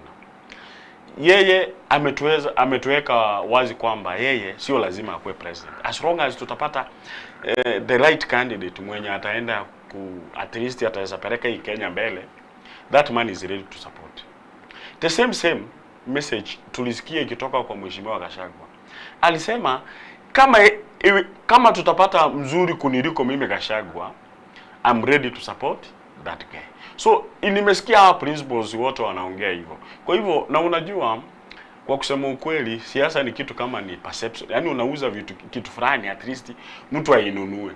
For now Wakenya wamenunua uongo ya Ruto mpaka imefika huko. So Wakenya hawako tayari saa hii kupigia mtu kwa sababu maybe ametoka chama fulani, ametoka kwetu, ni ndugu yangu. Saa hii Wakenya wako tayari kuchagua kiongozi mwenye ako na record yenye itasaidia Wakenya katika nchi yetu ya Kenya. So kwa hivyo mimi nawaomba hawa principles, tafadhali nyinyi muangalie mbele na msikue na ile self interest. Muangalie wananchi kwanza kabla wewe hujajiangalia kama maybe mimi Obara. Uangalie wananchi, kwa sababu wananchi wameongea kule nje, wanasema so we are tired because leadership ya Mheshimiwa Ruto haiendi iambatani na yale mahitaji ya wananchi. So ndio mimi nawaomba tafadhali mahali popote wako, kwa sababu maybe watatusikiza, washikane wakuwe kitu moja. Ikifika ile wakati inastahili watupatie kiongozi mwenye tunaona mwenye mumeona nyinyi ataweza tuongoza kwa njia mzuri, atuweze kutupeleka mbele. Kwa hivyo ndugu yangu, Wakenya wamechoka by the way. Kwa sababu vile dada yangu ameongea hapa, mimi nilikuwa ODM. Hata saa hii as we speak now, mimi sijatoa hata jina yangu kutoka kwa ODM. Nilikuwa kwa ODM. ODM ilikuwa na maadili yale ambao wananchi walikuwa naamini. Kwa sababu tulikuwa na oda mwenye alikuwa anaelewa, alikuwa amepatiana yani kipaumbele kwa Wakenya. Alikuwa amejitoa kabisa mtu wa kwanza kutetea Wakenya. Saa hiyo unaona ODM saa hii as we speak sio ile ODM tulikuwa tunajua ambayo ilikuwa mbele kuongea juu ya mwananchi. Saa hii ODM yenye imepaki ile ODM ya tumbo. Nipe ndio sasa ni kuangalia. Na hiyo ODM yenye tulikuwa tunajua hii kuwe naangalia maneno ati nipe ndio nikupe. Ilikuwa inaangalia mwananchi kwanza. Ndio ilikuwa mstari wa mbele. Juzi mimi niko na imani, juzi Wakenya waliingia kwa barabara kwa sababu gharama ya mafuta ilipanda. Juzi tulikuwa tunasherekea tunakumbuka wale vijana waliuawa kwa sababu ya ile financial bill ile ilikuwa ya mwaka 2024. Baba angekuwa hai, yeye ndio wa kwanza kutuongoza kukumbuka hawa vijana, kwa sababu naamini yeye ni mtu ambaye alikuwa amejitolea muanga kuhakikisha mwananchi ni mbele kwanza, yeye akuje baadaye. Kwa hivyo nakuomba mwananchi yeyote mwenye ako pale nje, mwenye anatusikiza, tushikilia hawa viongozi wenye tumeona wako potential kutupeleka mbele. Tusiseme maybe ametoka, mimi niseme kwa sababu mimi natoka jamii ya Omogusini, niseme ni lazima akue Matiang'i. Sio hivyo, tunataka kiongozi mwenye ataweza tupatia maisha ambayo at least tunaona hii maisha iko at least sisi kama common mwananchi tutaweza enjoy. Labda tuna kwa sababu ya wakati tu. Unahisi kwamba Maraga ataungana na hii group na hataenda kuvai peke yake juu ameonekana sana na viongozi wa Linda Mwananchi? Chief Justice. Mimi kuona kwangu, by the way, Chief Justice Maraga ni mtu mzuri kwa sababu that man is a focused leader. Kwa sababu kulingana vile anaongea ni mtu ambayo anaona akipatiwa chance kuongoza hii Kenya ataweza tupeleka mahali kuzuri. Lakini hii Kenya yetu lazima uunderstand maneno ya politics. Hii Kenya lazima mshikane mkono ndio muweze kwenda mbele. Kwa hivyo ndio maana nimeona chuzi wakiwa wamekutana na Mheshimiwa Matiang'i, leo vile vile nimeona wamekutana na viongozi wa Linda Wananchi. So wanaendelea kuongea kwa sababu maneno kama hiyo ndio tunahitaji sisi kama Wakenya, kwa sababu hatutaki viongozi ambao tumeona at least ndio wako mbele kutuongoza tena ifike huku kule mbele wasambaratike, tushindwe sasa la kufanya. Kwa hivyo mimi naona hiyo juhudi wako nayo kuongea ili wakuje na ile at least ile mbinu ile ambayo itaweza saidia Mkenya. Hiyo mimi napongeza 100%. Kwa sababu what we need a leader mwenye ataweza tupeleka mbele bila upaguzi yoyote, kwa sababu ile shida iko hapa Kenya. Wewe niseme kama hiyo uongozi ya Mheshimiwa William Samoei Ruto, ukiangalia zile appointees amefanya katika serikali yake, ukiangalia kuna vile ameenea mahali fulani.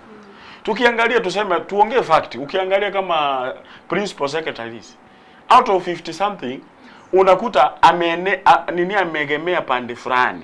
So mimi naomba kiongozi yeyote mwenye tunahitaji, Mwenyezi Mungu tunaomba atupatie kiongozi mzuri mwenye ataweza balance hii Kenya, ajue tu Wakenya wako kila mahali na hii Kenya ni yetu sisi wote.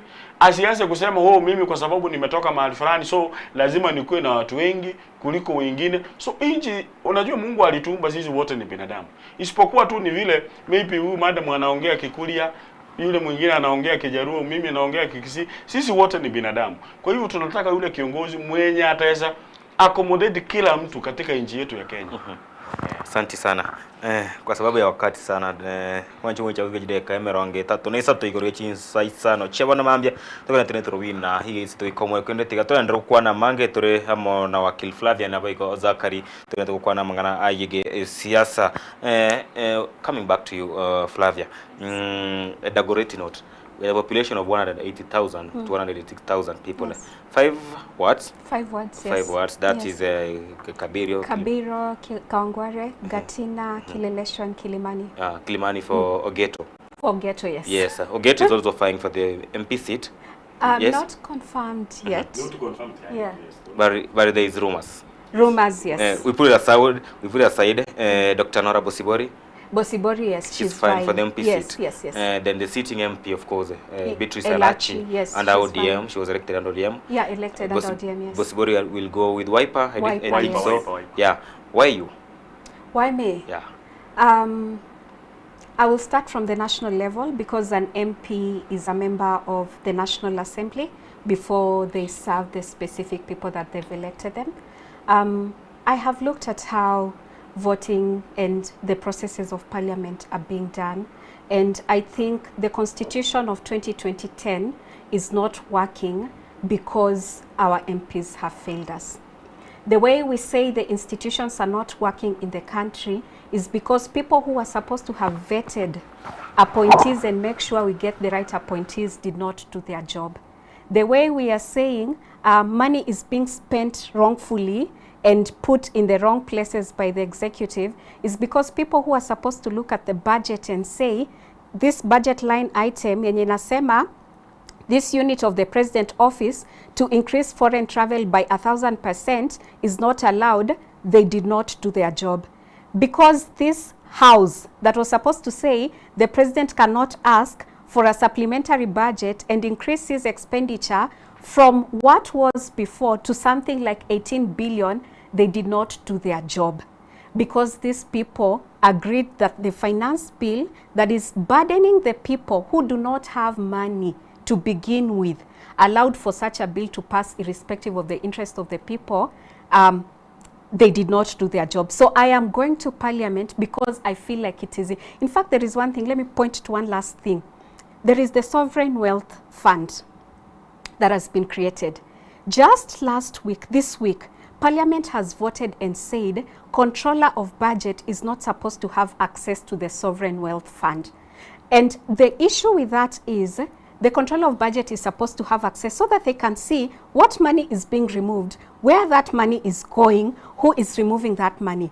The Constitution says so. When Parliament votes something contrary to what the Constitution says, it means the people are not being protected. So you're taxing people heavily, and then you're taking that money, and the executive is not using it rightfully. So I want to get into Parliament so that I can make sure the whole country, including the people of Dagoretti North, are protected in terms of where their taxes is going, them not being overtaxed, advocacy so that they can get things like water. Maji sahizi 60 years post independence, mtu anawezaje ishi Lavington akona swimming pool, maua yake inamwagiliwa maji safi, na kando yake mtu akaongware pale hana maji hata ya kukunywa, lazima anunue. Like, it just does not make sense. It does not make sense. Something went wrong somewhere, something continues going wrong, and my intention is just to get there. Ya mwisho, CDF, expenditure on bursaries. So much money in 2024, 4.1 billion was lost from CDF bursary amount. It means they said they had paid for students who are not existing. It means they had sent to schools which were not existing. It means people wrote checks and kept it there, but pesa wakachukua na pesa ikapotea hivo. I am thinking of automating a system where we have an automated system. Automatically there's linkage between the numbers of the student, like the registration number under NEMIS, the names of the schools, and the account numbers are verified, so that every person who deserves to get a bursary gets it easily without challenges, na bila kuniombaomba na kunibeg saa 12 asubuhi. Those are basic things that I'm going to do for the people. Maji, masomo, and advocating for them in Parliament as a nation. Yeah, sure. You have agitated about the rights of the constitutional rights of the Mwananchi, especially from the North, yes, that have not been achieved by the Parliament. Yes. But now let's note it down deeper, yes, into the Dagoretti North. What is it that you think Elachi has not done that you're gonna do? For example, Infotrack imetoka ikasema best performing MPs. Yeah. Next year Infotrack ikitoka ni mimi nitakuwa kwa hiyo list kama number 1, number 2, because I'm actually going to do something for the people. But that aside, let's give an example of the current finance bill. It was increasing the taxes that are going to be taxed by, initially it was around 126 billion, but then it was reduced to about, I think, 80-something billion, meaning people were going to be taxed more. Her role in that case is to speak for the interest of the people. Nothing wrong with taxation. But if you're going to tax people who are overburdened by the tax, and the next thing we are going to see is that tax being used. She supported it? Yes?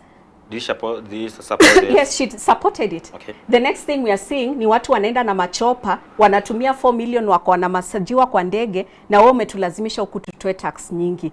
I think her not speaking for the people on advocacy, national advocacy issue that equally impact Dagoretti is what she has done wrong. Places kuna mahali penye employment, that is a national issue.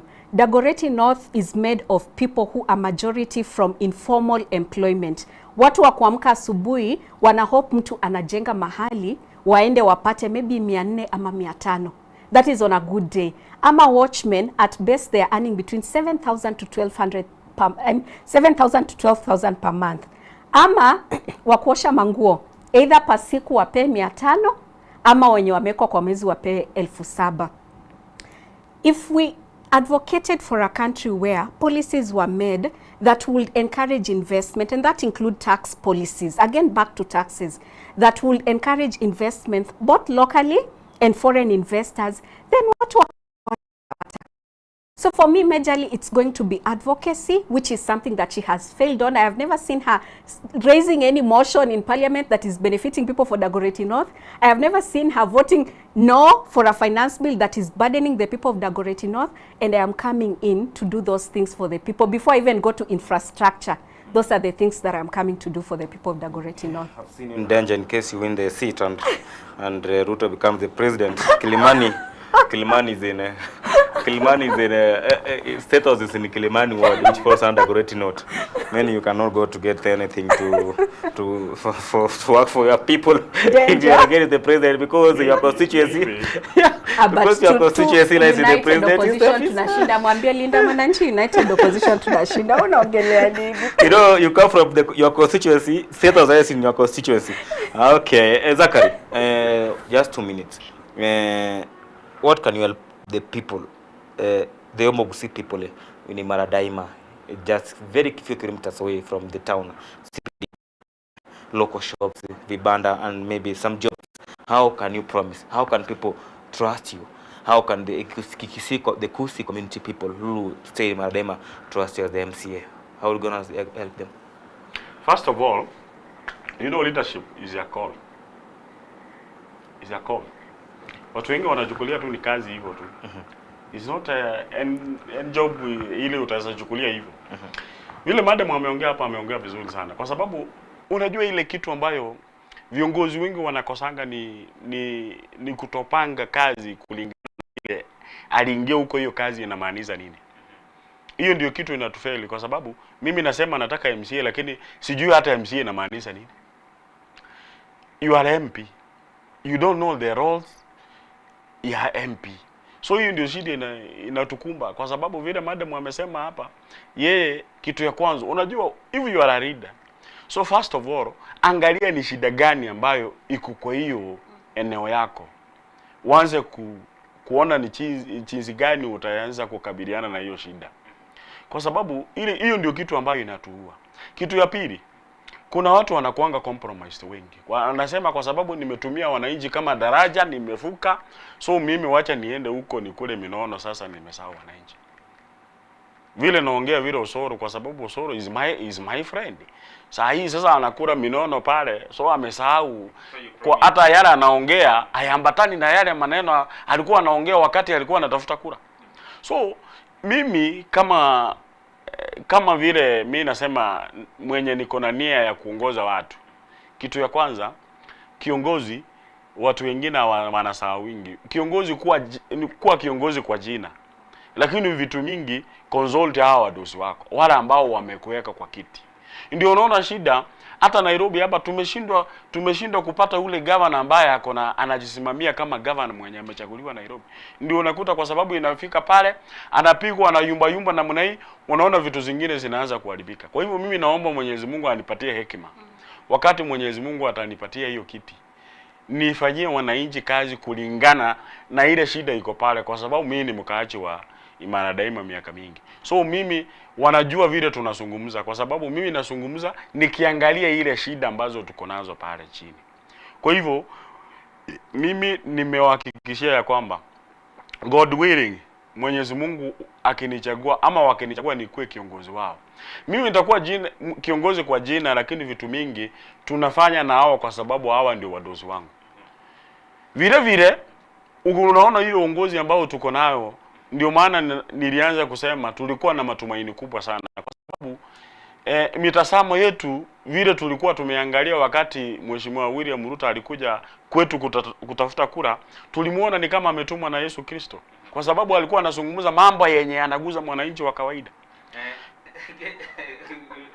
Wakati naambiwa tuko karibu kutoka, hautakuwa kuna wakati kabla baba afariki, Mungu aleze roho yake mahali pema peponi, MCAs walipiga kelele sana, alafu wakaonekana na baba na gavana pamoja na Rais William Ruto, wakasema kwa wamekula mamilioni za pesa. Hautakuwa kama hiyo? Unajua umeuliza swali mzuri, kwa sababu mimi nasema hata mimi naambianga especially wale watu tunakaa nao ama mahali natafuta kura, mimi Mwenyezi Mungu kama anaona, kwa sababu Mwenyezi Mungu ndiye anaona kuliko, kwa sababu Mungu sio kama binadamu. Kama ataona mbele, mimi nitaweza kuwa huko mbele nikuwe compromise asinipatie kiti, kwa sababu mimi hamu yangu ya kutafuta kiti niweze kuweka mikakati ile ambayo ya kusaidia wananchi waweze kupata zile services zinastahili, siende kwao direct. 10 seconds peke yake, hata kwanza 5. Angalia kamera yako tu, your last word, only 10 seconds. So mimi nataka niseme hivi, nishukuru kwanza Ensoko TV kwa kutuita hapa, kwa sababu tunazungumzia maneno ni vile tu time ndio hakuna, kwa sababu sisi wa Kenya tumechozwa na yale mambo tunaambiwa leo, kesho ingine. Kwa hivyo mimi nawaomba wakaaji wa Imara Daima, Mwenyezi Mungu akitusaidia tutembee hii safari pamoja. Mimi sitakuwa kama wale viongozi ambayo nimeona kwa saa hii, kwa sababu kitu ya kwanza wametuleta down sana kama sisi wa Kenya. Kwa hivyo nawaomba wakaaji wa Nairobi na wakaaji wa Imara Daima, Mungu atusikirie na tuone kiongozi mwenye atatusaidia. Hatutaki kulia tena vile tunalia saa hii kama 2027. Can you ask for your vote from the Dagoretti people, and maybe when you become the MP, you don't pass the bill of youths being shot on the rig? That is a must. Yeah. Thank you so much for having us. Thank you so much for this conversation. I think it's important for us to keep on talking about the happenings in the country, and we are grateful that you give us this platform. To the big people of Dagoretti North and Kenya as a whole, we come here and we discuss around things that are not okay. But every day, wewe ni wewe unaishi hiyo maisha na unajua nchi haiko vizuri. Watu watakuja na shilingi 10, watu watakuja na 100, watu watakuja na 2,000. It is you to decide whether you're going to sell your future 5 years for 2,000 ama uchague kiongozi mzuri ambaye ataangalia mahitaji yako kwa miaka 5. So nguvu ipo mikononi mwako. Sisi tutaongea lakini nguvu ipo mikononi mwako. Make the right choice and vote in the right leaders. I am one of the right leaders, so choose me for Dagoretti North. Sana nawashukuru kwa kufika studio ni asubuhi ya leo, na natumai kwamba we'll meet some other day, talk more about politics sana. Thank you for coming, Flavia. Thank you for coming, Zachary. Thank you so much. Mwanchi mwiria tuwabo kwa na anere Flavia uyo na sambu muwakili mesi ya Kenya na baigo omu yokulie kibo chumba sense Dagoretti North. Zachary obara nere habe gitobo iganga yayo kulie kerukiwe MCA ase ward area Imara Daima bonsi igotogo keramo mweri omuruge Etorobini mambi ya bonega na ambu ya mano soko chorege teseniki okiabene Ensoko TV ono soko tenga na kwera chinga kichao chiabene mega yemenya ncho na botambe igotwabwate Zakaria ntwabwate Loise na wego yani ama ikena director Zak na director Zachary ntwabwate Loise Nyambura na wego ntwabwate Joshua Nyuma bonsi bana kinga chibicha Marioyi na wikere century ya bene wikari tukoria nkechi wa mosi kuchaka insesa resa to wikachinse kumcha maragoba tumana nese rubirwe chigosori amana abanyanga gotokwa na mangana mange tokwa na World Cup tukoria rabotuko Argentina ngwakere ene timu area ya Cape na baigo timu ya Egypt ngwakere na murabaria aba Australia yonsi gochokuma itkoria nkyo timu ya Shabana FC baidena to kwa ndega ngendrete no murubire sekuru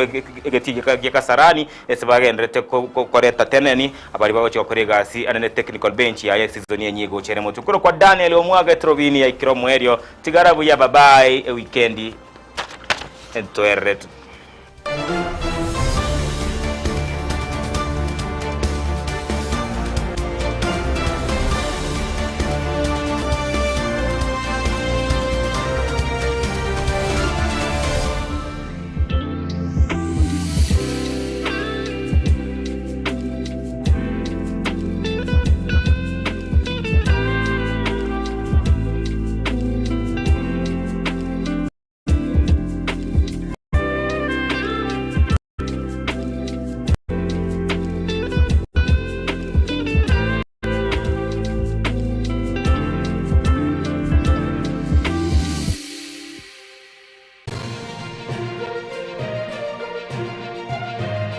Eye Ensoko TV, Uboroso